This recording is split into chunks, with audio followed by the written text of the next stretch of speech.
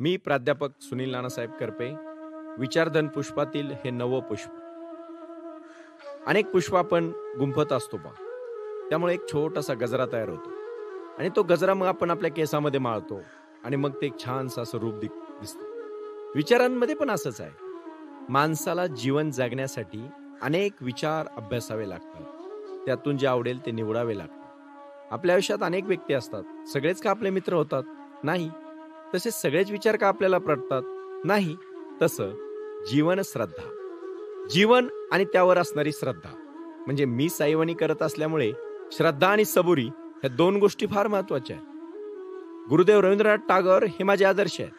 गुरुदेवांना आदर्श मानण्याचं पहिलं आणि अतिशय महत्वाचं कारण, ज्या माणसाला आयुष्यभर एकही दिवस शाळेत जाता आलं नाही, त्या माणसाने लिहिलेलं जनगण म्हटल्याशिवाय एकही शाळा या भारतात सुरू होत नाही.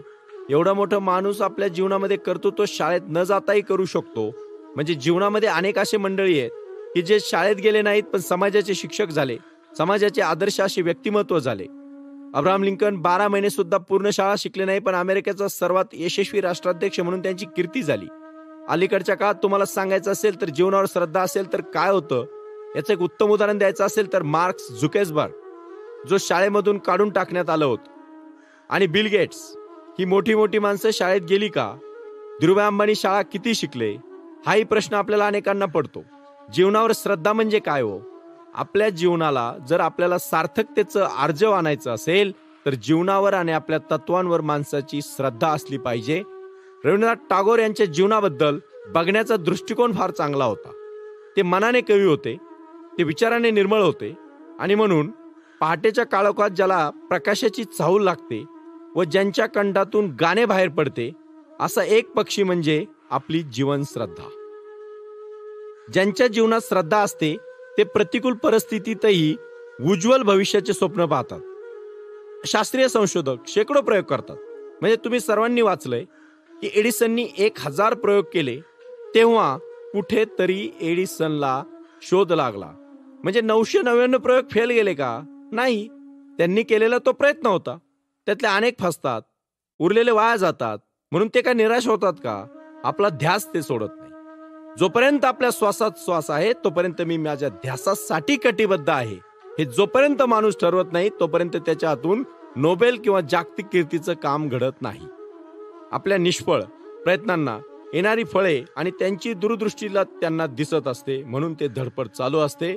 खरं तर ते धडपडत नसतात, तर ते आपल्या जीवनाच्या दृष्टीने, यशाच्या दृष्टीने एक एक पाऊल चढत असतात. शिल्पकाराला निराकार पाषाणाच्या मूर्तीत सुद्धा पहा एक छान मूर्ती दिसते, कारण त्याची तशी बघण्याची दृष्टी असते. ही कला त्याला अभिजात असते आणि त्याची अभिव्यक्ती त्या मूर्तीतून प्रगट होत असते. जगात इतिहासातील अनेक मोठी माणसे स्वप्नात रमणारी होती. म्हणजे त्यांनी स्वप्न पाहिलं, ते स्वप्न त्यांनी पूर्ण करण्यासाठी स्वतःला झोकून दिलं. साकार सचेतन करू पाहणारी म्हणजे किती मोठी माणसं झाली. स्वराज्य हा माझा जन्मसिद्ध हक्क आहे आणि तो मी मिळवणारच. टिळकांनी सिंहगर्जना केली, स्वप्नच होतं की दुसरं काय? शिवछत्रपतींना स्वराज्याची स्वप्ने पाहिली होती. सावरकरांनी, टिळकांनी, गांधीजींनी स्वराज्याचं स्वप्न पाहिलं. लुई पाश्चर, मेरी क्युरी यांनी, शास्त्रज्ञांनी आयुष्यभर आपली अशी स्वप्न पाहिली आणि ती पूर्ण करण्यासाठी आयुष्य झोकून दिलं. स्वपूर्ण अमूर्त आकांक्षाचे प्रगटीकरण म्हणजे जीवन रहस्य होय. श्रद्धा ही दिशादर्शक आणि स्फूर्तिदायक असते. म्हणजे कुठल्याही माणसाने आपली श्रद्धा ही अतिशय चाखून, अतिशय डोळे उघडे ठेवून तपासून घ्यावी. आपल्या कर्तृत्वाची मानसिकता प्रतिमा म्हणजे श्रद्धा. आरंभी ती अमूर्त असते, पण नंतर ती मूर्त स्वरूपात येते.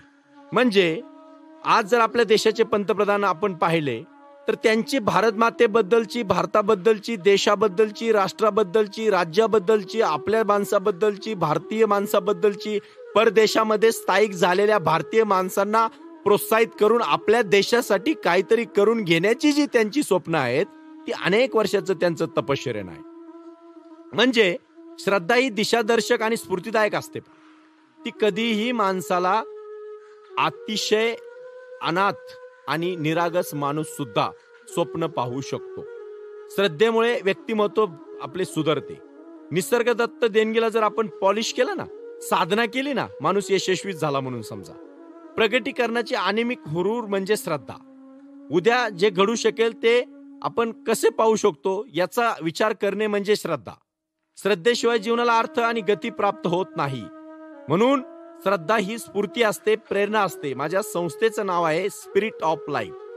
जीवनाचं स्पिरिट म्हणजे श्रद्धा. चैतन्याची ती मूर्ती असते, तिचा तो गाभारा असतो. मंडप आणि शिखर यांची ती रचना असते. श्रद्धा म्हणजे काय? ज्ञानदेव रचिला पाया, तुका झाला रे कळस, म्हणजे श्रद्धा. पूर्णत्व म्हणजे श्रद्धा. श्रद्धा म्हणजे जीवन, आणि श्रद्धा नसेल तर जीवन ओस पडेल. म्हणून स्वामी विवेकानंद म्हणत होते, पा जगाचा इतिहास म्हणजे मोजक्या श्रद्धावंताची जीवन कथा आहे. म्हणजे मला 100 तरुण द्या, मी माझा देश बदलतो, एवढा मोठा श्रद्धाच होती ना ती. अरे 40 मावळ्यांना एकत्र घेऊन स्वराज्याचं तोरण उभं करण्याची श्रद्धा. सुरुवातीच्या काळामध्ये सुरू झालेली गंगा नदीचं गोमुख जर आपण पाहिलं तर छोटंसं पात्र आहे, अतिशय छोटं आहे. पण नंतर त्याचं रूपांतर जेव्हा भव्य पात्रात होतं तेव्हा गंगेचं रूप आपल्याला कळतं. म्हणजे श्रद्धा सुरुवातीला हळूहळू सुरू होते. कर्मवीर अण्णांनी सुरुवातीला मुलांसाठी वसतिगृह काढली, नंतर शिक्षण संस्था सुरू झाली, आज तिच्या हजारो शाळा झाल्या. कशामुळे शक्य होतं? श्रद्धा होती. तुम्ही तुमच्या कामावर श्रद्धा ठेवा, तुमच्या व्यवसायावर श्रद्धा ठेवा, एक दिवस आपण यशस्वी झाल्याशिवाय राहणार नाही. आणि श्रद्धा आणि जीवन, आणि जीवन आणि श्रद्धा, जोपर्यंत माणसाला सांगावं लागतं की मी काय काम करतो, स्वतःची ओळख ज्याला स्वतः करून द्यावी लागते, तोपर्यंत त्यांनी समजायचं की अजूनही त्याच्या आयुष्यातला तो क्षण आलेला नाही जो त्याला मिळवायचा. मग कुठेही जा, अमिताभची अभिनयावर श्रद्धा, सचिनची क्रिकेटवर श्रद्धा. भारतामध्ये अनेक श्रद्धावान माणसं झाली, पण ती श्रद्धावान माणसं कशी घडली? कारण त्यांचं घडण, आचरण फार कमी वयात त्यांनी ठरवलं त्यांना काय करायचंय. म्हणून श्रद्धा आणि सबुरी ठेवा, यशस्वी व्हा. आजच्या पुरतं एवढं खूप झालं. जय Hind. Please share and like this video and subscribe our YouTube channel.